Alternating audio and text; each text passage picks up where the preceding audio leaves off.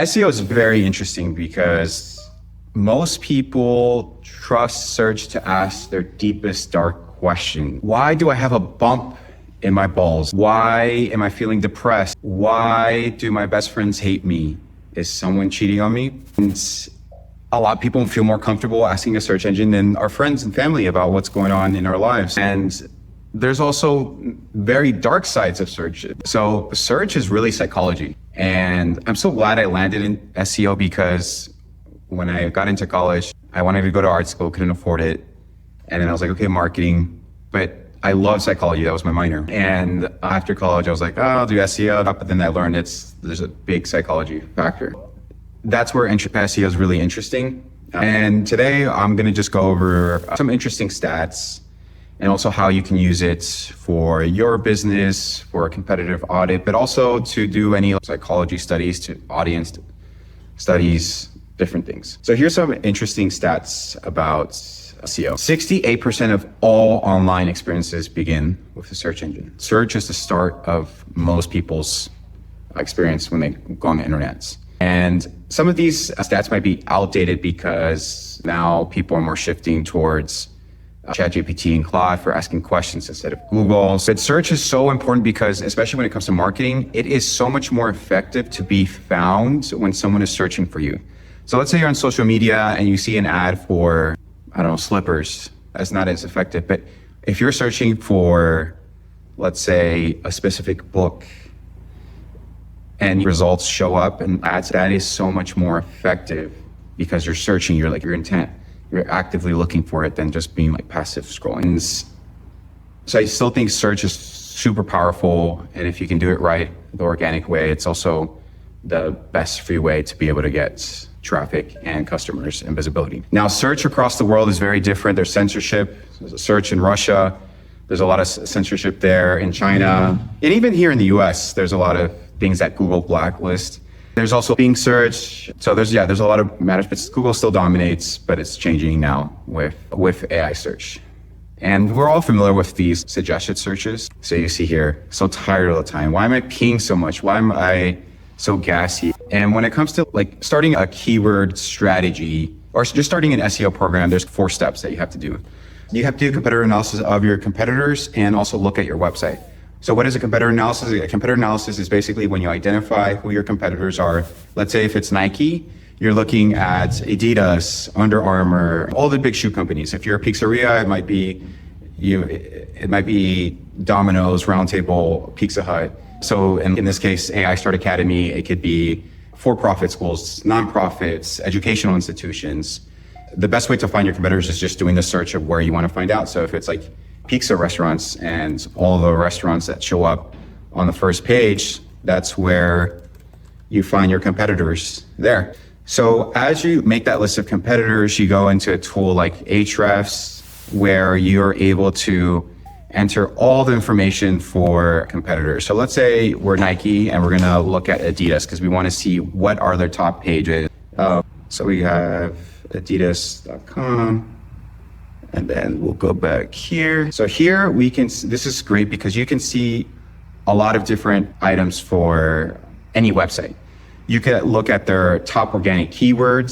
So they have 195,000 keywords. They get 11.2 million visitors and they spend a lot on paid ads. And also they spend 3.3 million on ads. Also, you can get data about location in the US. So it looks like US is the top, Ecuador, Pakistan, India, United Kingdom, Puerto Rico, Costa Rica, Russia, Colombia, Mexico, Brazil. So you see all the countries there. And then you can see all the competitors here, Dick's, Foot Locker, soccer.com, Run Repeat. You can take a look at their pages over time. So there's just a lot of data you can look into here. And then when you look at their keywords, you can see all their top keywords. So obviously Adidas, they're going to be ranking for that, but also brown Sambas, which are products, white Sambas, Mexico jersey. So a lot of information here. Ahrefs and these SEO tools, that's a good question. How do SEO tools gather keyword data? Let's see. Okay, from Google Ads Keyword Planner, which is a product, and also manually just scraping results. So they just, every day they're doing searches and then they give their estimates. So yes, that's a good question. There's no exact accurate for keywords data because since Google is the source of truth, closest to the source of truth, they'll give you a range. They'll give you 10 to 100 searches, 100 to 1,000 searches, and then 1,000 searches to 10,000, and 10,000 to 100,000, and 100,000 to 100 million. It's a huge window, so you don't really know. And then these tools are just manually searching, and they have a whole formula, so it's hard to gauge what is the best way. But if you're ever in an instance where someone's trying to sell you SEO or a company you're working with says they know SEO, you can always go on a product and you can check here and see if they're bullshitting or not. You can see, okay, are you actually getting traffic? And then this is good for competitor analysis because you can put in a website and you can see all the competitors here. So that gives you an understanding of the market, the industry, whether it's also, so let's say one company maybe you're valuing is financial services for small businesses, I don't know, something. So what you can do is type in financial services, small business, and then what you'll do is you'll see here is, I didn't spell that right. Forgive my terrible spelling. There we go. So you'll see here how many searches a month there is for this topic. 150 searches per month, global 500, and then the breakdown by country, US, South Africa. So this gives you an idea of if you have a good idea for a product.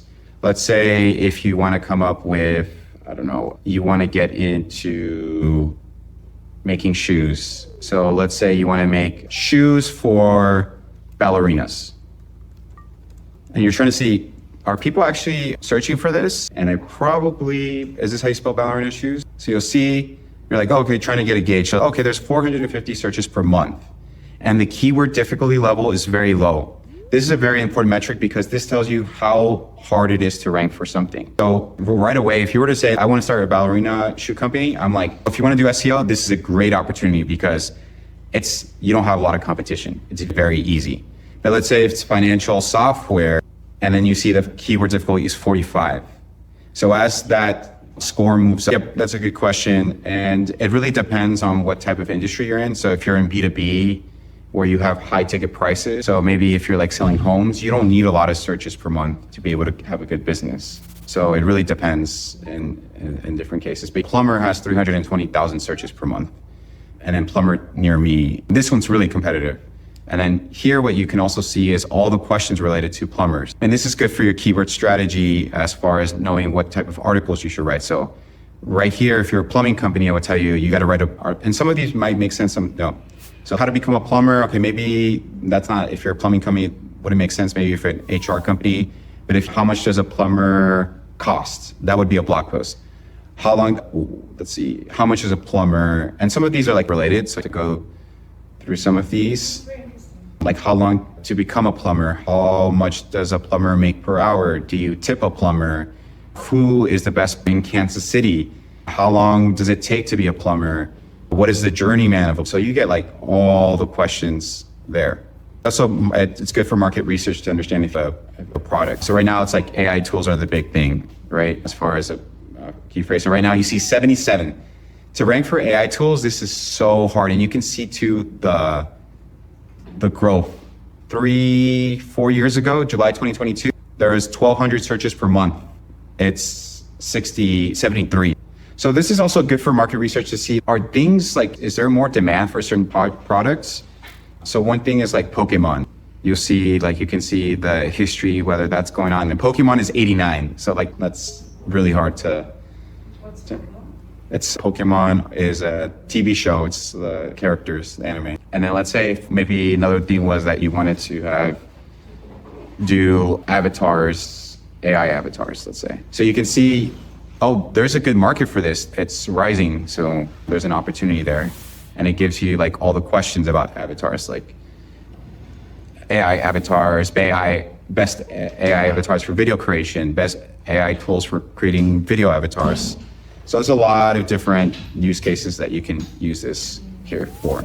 So another thing with keywords, so like, let's say you have your keyword research, and let's go back to the Adidas example. And you're like, okay, great, we have a list of keywords. That's one component, but a lot of people don't know how to choose the right keywords. And I'll show the best example how. So for example, let's say you want to look into, you're thinking, oh, best running shoes. That could be like a really good keyword to go after. And this is where you need to start to use psychology, because if you're trying to rank for best running shoes, yeah, that could be a good keyword opportunity, but does it mean that they're ready to buy? They're doing research. But if you put Adidas, let's say you put, what's a Adidas shoe? The name of one. Superstar, size 10. So if you're searching Superstar Adidas size 0 or size 10, this is a really important keyword, because if someone is searching for this, they're ready to buy, right? Someone who's typing in best running shoes, and maybe this is not a running shoe, but it's just an example. And this is where you have to use your psychology. If someone is searching for something, you need to understand the difference. And that's the biggest mistake people make with SEO. They're like, oh, we should rank for all these keywords. And it's like, great, you're getting traffic, but you're not converting crap. So you need to choose keywords that are actually going to convert, what is the goal of that person who's searching? And usually the goal is that they want to learn, that they want to compare, or they're ready to buy. So let's say if, Pedro, for your company, you're trying to figure out keywords maybe to have for your website, right? So what is your current focus target keyword? First check size, first investment check, pre-seed check, maybe this is word. First investment, venture capital in Brazil. Yep. So maybe it's a venture capital Brazil, right? Yeah. So this would be like a good starting point, right? You might want to rank for this top VCs investors in Brazil and rank for this, right? But another way that you can do it is like how to hire best VCs in Brazil. So you see the difference here? Someone here is ready to perform an action. And when someone is doing venture capital Brazil, it might be a student doing research. It might be international. The intent is not saying that they probably could convert, but when you're going after something more specific, this is where the better opportunity is. And also Google has gotten really smart, and anything that has higher finds purchase in the keyword, they're going to be so expensive. So right here, these guys are probably spending a lot of money on this keyword compared to something. Another example is like plumbers, right? You're like, I want to rank for, you're a plumbing company, and you're like, I want to rank for plumbers in San Francisco. I'm like, okay, yeah, that's a good keyword. But all plumbers know where you make the most money is when there's an emergency, where you don't want to wait. You want to get someone at night. So I think plumber San Francisco, maybe well, that's their creative, but you'll see like other ads as well, like drain plumbers near me. But they know what they're doing as far as like the strategy. But let's say if you're searching emergency plumber San Francisco, this keyword is going to be, I think, let's see how much it is. I think I'm not kidding, it's $100 per click. It's really expensive. And that's the cool thing about like SEO tools that give you all that information. So let's do keyword explorer, emergency plumber. So let's look at that. Emergency plumber. So look, emergency plumber in a specific city, Tempe, $85 per click. Wow. Compared to, let's say, plumber, and let's use that same city, for example. Is it Tempe? See, $45 a click for Tempe plumber, but if it's a city. And then emergency is so much more. So that's the next phase of like SEO is understanding like the psychology, like what is someone trying to do. And you'll see it now, like Google has gotten so smart when someone is typing emergency. Yeah, good question. So none of the AI platforms have released their search volume data. AI has started to test ads. I know someone who signed a contract with them. A minimum is $1 million per month to run ads on OpenAI. So that's the future. It's coming. We're going to start to see suggested content on there. It's going to become corrupted. And then I don't know if you saw the Super Bowl commercials where you had Anthropic, which is Claude, saying we will never have ads on our platform. But yeah, they had that. And I think that was really comforting for a lot of people. That data has not been released by any of the platforms. So we have no idea. And that's the big yes with GEO. And there's a lot of people selling GEO services. I can get you ranked on ChatGPT or Claude. And there is a formula that you can do, but there's no accurate data to say. So let me back up. Since they haven't released any data, like Google has released data as far as search volume. So we have a guess. We have a better understanding. But because they haven't released anything, we truly don't know anything about searches on there. The only thing that companies can do is they can do manual searches on every day, every hour, every minute, and see where you show up. And that's really the only way. And that's how they're providing any metrics. The thing is, when you search for something, it depends on the model, it depends on your location, it depends on your memory, it depends on so many things that there's no source of truth. The only source of truth that you can look is how much traffic you're getting from ChatGPT and Claude, and then if that converts into customer. Is there a way to track that? Yes. From Google Analytics, you can see what traffic is coming from ChatGPT and Claude and Perplexity. So that's the data that I present for my clients. That's all, look, we've increased our traffic, referral traffic from these search engines, the AI platforms, and then some of them have converted. And actually, a lot of these searches on AI platforms perform so much better than just like Google search. It converts like 5-10 times higher. No, they're not. They haven't released anything. Oh, because it's not Google, but let me back up. In Google Analytics, yes, you can see how much traffic is coming from a website, any website in the world, whether it's Quora, whether it's social media, whether it's Reddit. We can monitor that. But we don't know is what was the search and how many times did they search? Like the search volume, we can only view the actual traffic it's sent. So that's the only data that we have up until this point. Yep. So that's like the whole complication now with search and like what like SEO strategists like myself are like scrambling to try to figure out. And basically I'll pull up an interesting infographic about search, citation, AI, let's see, images. So this is going to change by each one. This is a good report. But basically, this is one way for you to make sure that you get mentioned in AI. And basically it's saying that if you're in YouTube, you're mentioned on YouTube, you're more likely going to be recommended on AI, on Claude or ChatGPT. Yes. They're also Wikipedia. If your company is mentioned in Wikipedia, then you're going to be recommended. If you're on Google, already on the first page, that's already going to help you. If you're on Reddit, if people are talking about you in Reddit, that's going to help you. If you're on LinkedIn, on Facebook. So that's why I mentioned in order to have visibility, you need to be on all platforms. You can't just be on one page. Alexi is on YouTube. He's on LinkedIn. He's on Instagram, on different platforms. That is going to help him with AI visibility. This is why he's been able to get leads from ChatGPT and Claude, because he's everywhere.